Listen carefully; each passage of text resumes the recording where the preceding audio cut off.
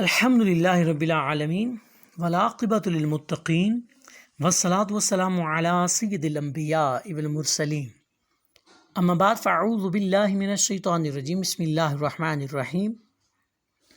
تمام دیکھنے اور سننے والوں کی خدمت میں السلام علیکم ورحمۃ اللہ وبرکاتہ۔ آج ہم 21ویں پارے کے خلاصہ تفسیر کے ساتھ آپ کی خدمت میں حاضر ہیں۔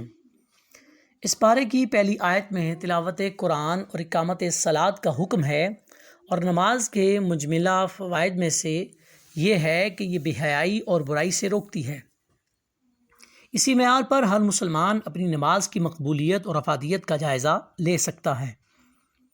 آیت نمبر 46 میں اہل کتاب سے بحث و مباحثہ اور مجادلہ کے آداب اور اسلوب تبلیغ کے شائستہ اور پسندیدہ ہونے کا بیان ہے۔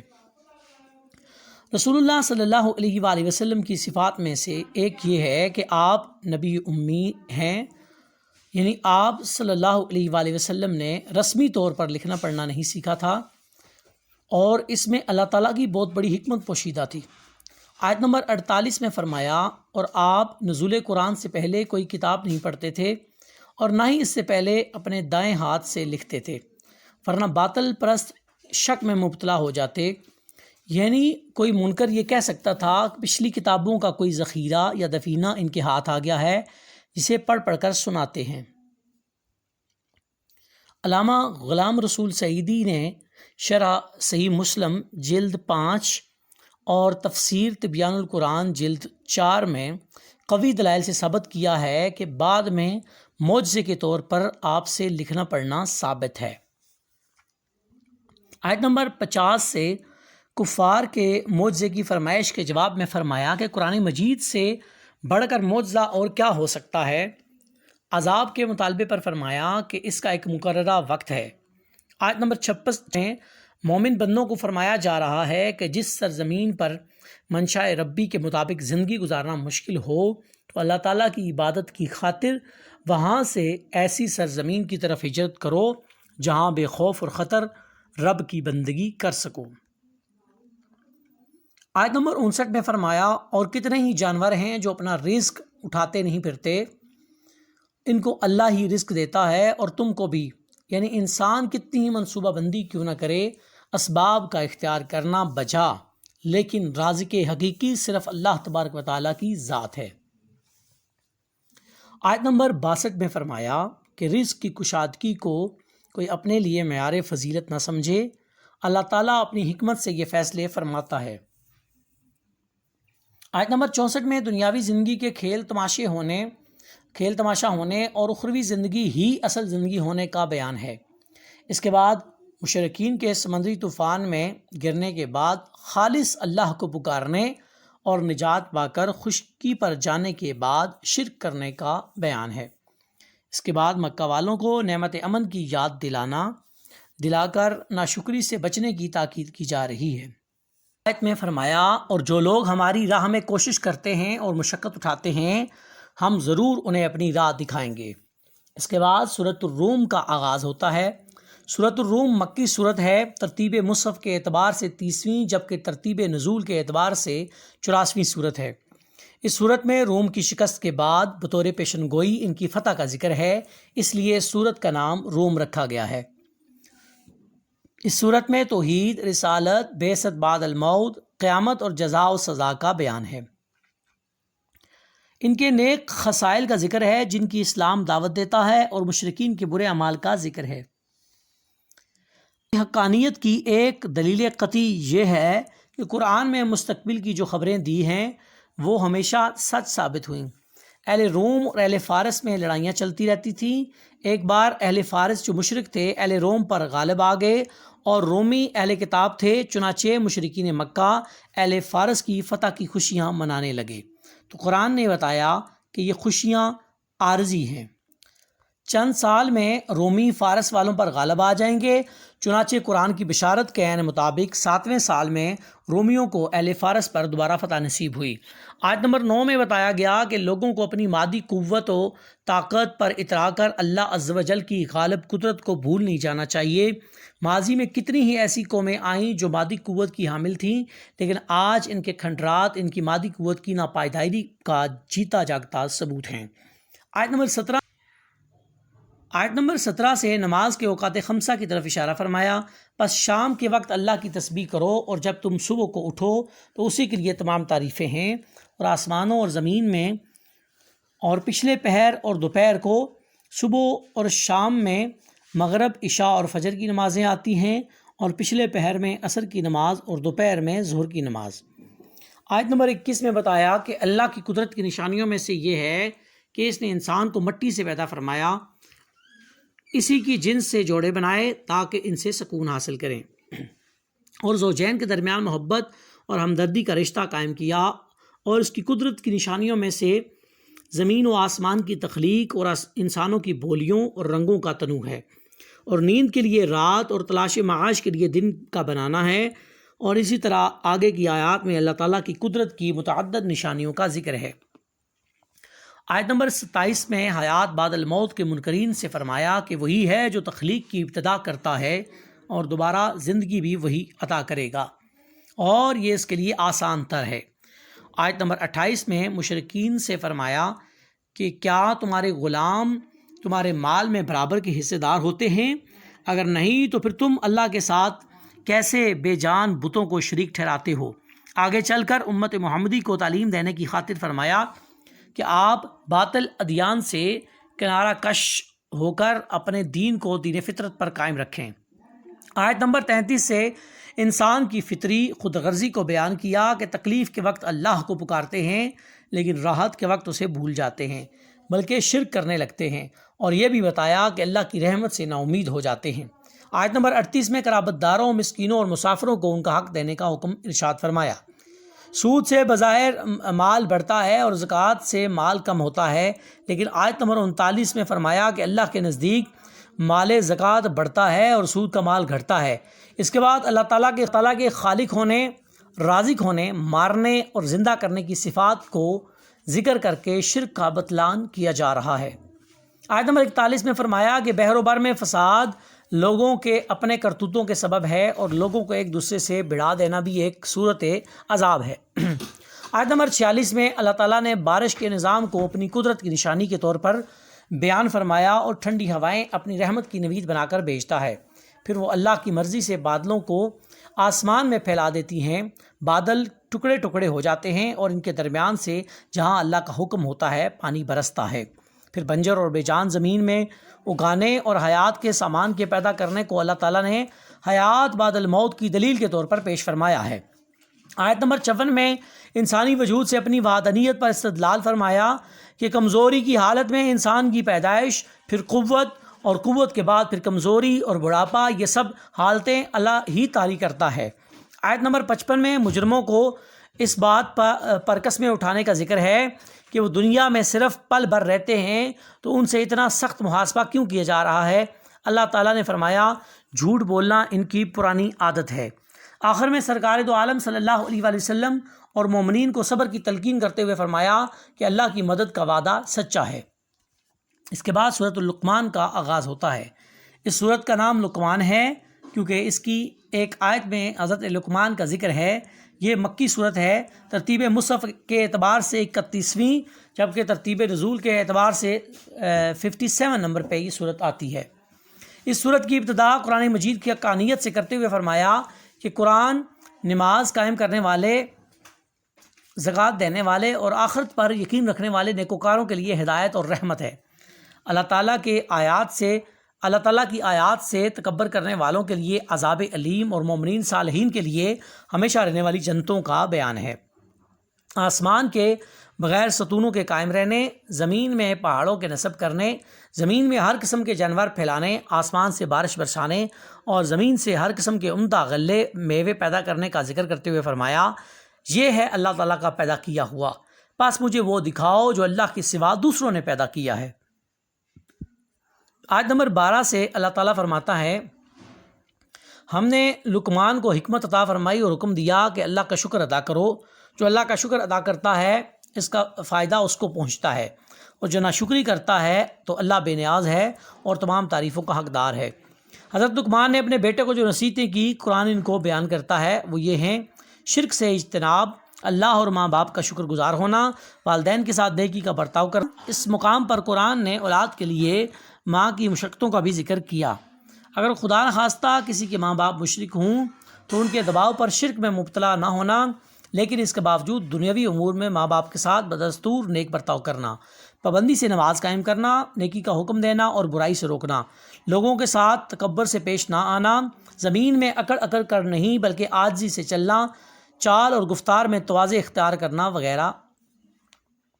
حضرت لقمان کے بارے میں مختلف اقوال ہیں، لیکن زیادہ راجح قول یہ ہے کہ یہ حکیم اور دانا شخص تھے۔ اللہ نے ان کو فکر سلیم عطا کی تھی، اور ان کا بیٹا ان کی بیوی دونوں کافر تھے، اور یہ مسلسل انہیں نصیحتیں کرتے رہتے تھے۔ اگلی آیات میں ایک بار پھر اللہ تعالیٰ کی قدرت و جلالت، تسخیر کائنات، تسخیر شمس و قمر، نظام لیل و نہار اور دیگر بے پایہ نعمتوں کا ذکر ہے۔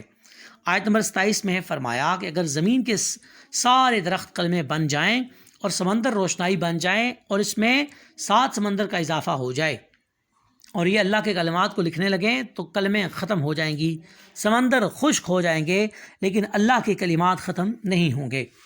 آخری آیت میں متعلق یعنی قیامت کب قائم ہوگی، بارش کب برسے گی، ماں کے رحم میں کیا ہے، کوئی شخص کل کیا کام کرے گا اور کس کی موت کہاں واقع ہوگی، اس کا مطلب یہ ہے کہ اپنی ذات سے کوئی ان امور غیبیہ کو نہیں جانتا۔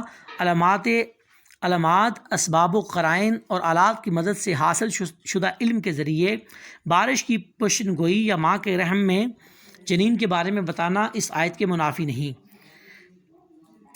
اسی طرح اللہ تعالیٰ کا اپنے انبیاء میں سے کسی کو ان کے متعلق خبر کر دینا، مطلع کر دینا بھی اس کے منافی نہیں، بلکہ آیت کے آخر میں مذکور اسم الہی خبیر اس کی طرف مشیر ہے اور اس کا موید ہے۔ اس کے بعد سورہ سجدہ کا آغاز ہوتا ہے۔ سورہ سجدہ مکی صورت ہے۔ اس کی ایک آیت میں اللہ تعالیٰ کو سجدہ کرنے والے مومنین کی تعریف و تحسین ہے، اس لیے اس کا نام السجدہ رکھا گیا ہے۔ ترتیب مصحف کے اعتبار سے 20ویں اور ترتیب نزول کے اعتبار سے 75ویں صورت ہے۔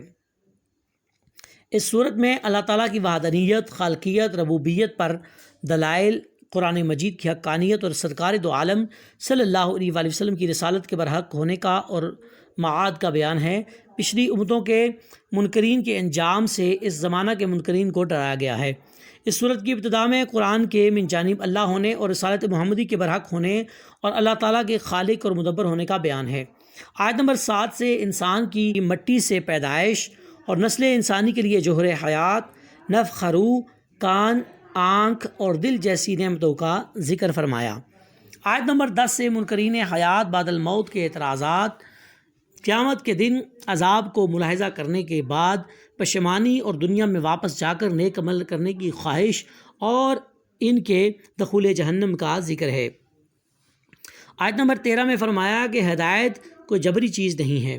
آیت نمبر 15 میں فرمایا کہ ہماری آیات پر ایمان وہ لوگ لاتے ہیں جب ان آیات کے ذریعے انہیں نصیحت کی جاتی ہے تو اپنے رب کی تسبیح اور حمد کرتے ہوئے سجدے میں گر جاتے ہیں، تکبر نہیں کرتے، ان کے پہلو عبادت الہی میں مشغولیت کی وجہ سے بستروں سے دور رہتے ہیں اور وہ اللہ کے عذاب سے ڈرتے ہوئے، اس کی رحمت کا یقین رکھتے ہوئے اسے پکارتے ہیں۔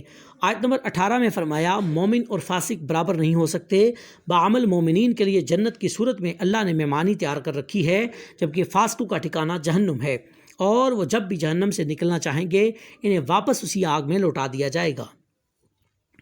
آیت نمبر 24 میں فرمایا جن لوگوں نے صبر و تحمل کو اپنا وتیرہ بنا لیا تو ہم نے انہی لوگوں کے منصب امامت پر فائز کر دیا۔ آیت نمبر 24 میں فرمایا کہ جن لوگوں نے صبر و تحمل کو اپنا وتیرہ بنا لیا تو ہم نے انہی لوگوں کو منصب امامت پر فائز کر دیا۔ اس کے بعد سورۃ الاحزاب مدنی صورت ہے۔ اس صورت میں غزوہ احزاب کے متعلق آیات نازل ہوئیں، اس لیے اس کو الاحزاب کے نام سے موسوم کیا گیا۔ ترتیب مصحف کے اعتبار سے 33ویں جبکہ ترتیب نزول کے اعتبار سے 90 نمبر پہ یہ صورت آتی ہے۔ اس صورت میں منافقین کے رد، منہ بولے بیٹے کی حیثیت، آداب معاشرت، حکم ظہار، نبی صلی اللہ علیہ وسلم کا مومنوں کی جان سے زیادہ قریب ہونے، آپ کی ازواج مطہرات کا امہات المومنین ہونے، ختم نبوت، حکم درود، غزوہ احزاب میں یہودیوں کی عہد شکنی، منافقین کی سازشوں اور اللہ تعالیٰ کی طرف سے مومنین کی مدد و نصرت کا بیان ہے۔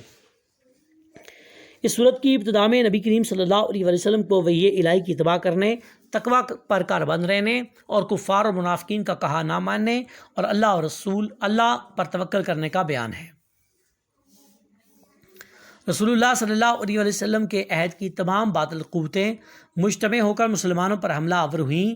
حزب جماعت کو کہتے ہیں اور احزاب کے معنی جماعتیں ہیں، یعنی عہد رسالت میں مسلمانوں کے خلاف کفار، مشرکین اور منافقین کی یہ اجتماعی یلغار تھی، جسے بالآخر اللہ تعالیٰ نے اپنی تائید اور نصرت سے ناکام اور نامراد فرمایا، اور یہی واقعہ اس صورت کا مرکزی موضوع ہے۔ آیت نمبر 4 میں فرمایا کہ اللہ نے کسی شخص کے سینے میں دو دل نہیں بنائے، یعنی کفر اور ایمان، ہدایت اور گمراہی، حق اور باطل ایک دل میں جمع نہیں ہو سکتے۔ اس آیت میں فرمایا کہ کسی کے منہ بولے بیٹے حقیقی بیٹوں کے حکم میں نہیں ہیں، یہ لوگوں کی خود ساختہ باتیں ہیں۔ مزید فرمایا کہ لوگوں کو ان کے حقیقی باپوں کی طرف منسوب کر کے پکارو، اللہ کے نزدیک یہی بات انصاف پر مبنی ہے، اور اگر ان کے حقیقی باپوں کا پتہ نہ چلے تو وہ تمہارے دینی بھائی ہیں۔ آیت نمبر 6 میں فرمایا کہ نبی مومنوں کی جانوں سے بھی زیادہ قریب ہیں، اور بعض مفسرین نے اس کا ترجمہ یہ کیا کہ نبی صلی اللہ علیہ وسلم مومنوں کی جانوں کے مالک ہیں، اور نبی کی بیویاں مومنوں کی روحانی مائیں ہیں۔ آیت نمبر 7 میں انبیاء کرام سے فرائض رسالت کے متعلق کیے گئے وعدے کا ذکر ہے۔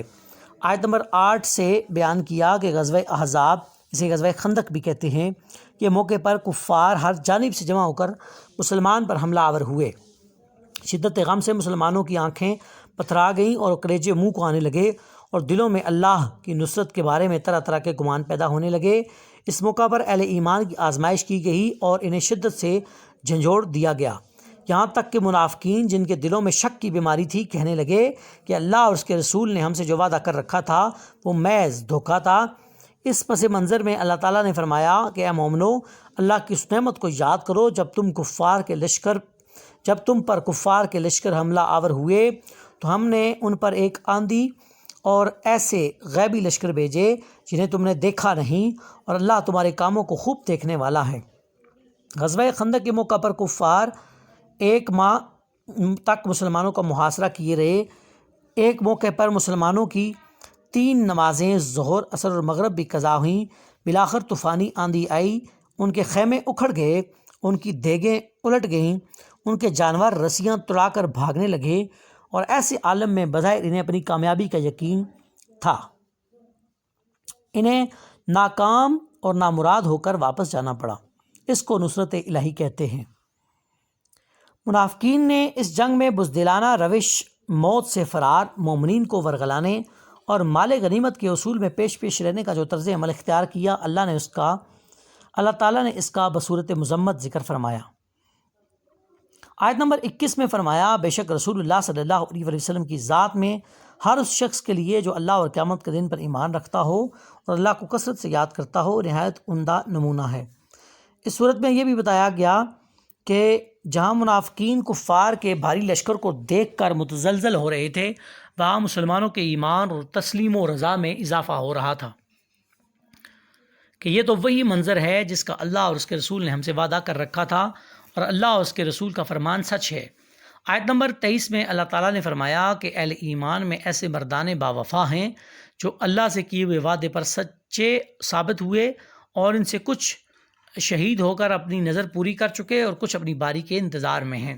آیت نمبر 26 میں بنو قریظہ کی بدعہدی کے بعد ان کے محاصرے، قلعوں سے نیچے اترنے، ان کو قتل کرنے اور قیدی بنا لینے، ان کی زمینوں، مکانوں اور مال و متاع کے مسلمانوں کو وارث بنانے کا بیان ہے۔ آیت نمبر 28 میں ام المومنین ازواج مطہرات مطیبات رضی اللہ عنہم کو دعوت عزیمت دی گئی کہ اگر تم میں سے کسی کو دنیا کی زندگی کی زینت مطلوب ہو تو اسے اختیار کرنے کی اجازت ہے، اور اگر تمہیں اللہ اور اس کے رسول صلی اللہ علیہ وسلم اور دار آخرت مطلوب ہے تو یقین رکھو کہ اللہ تعالیٰ نے اپنے نبی صلی اللہ علیہ وسلم کی نیک شعار بیویوں کے لیے اجر عظیم تیار کر رکھا ہے۔ اس میں کسی مومن کو شک نہیں ہونا چاہیے کہ ازواج رسول صلی اللہ علیہ وسلم دنیا کی عارضی زیب و زینت اور راحتوں پر آخرت کی ابدی اور دائمی نعمتوں کو ترجیح دی، اور دائمی نعمتوں کو ترجیح دی۔ آج ہم نے 21ویں پارے کے مضامین کو آپ کے سامنے پیش کیا۔ اللہ رب العالمین کی بارگاہ میں دعا ہے کہ ہم سے اس میں کوئی غلطی اور کوتاہی ہو گئی ہو، اپنے فضل، اپنے کرم اور اپنی رحمت سے معافی عطا فرمائے۔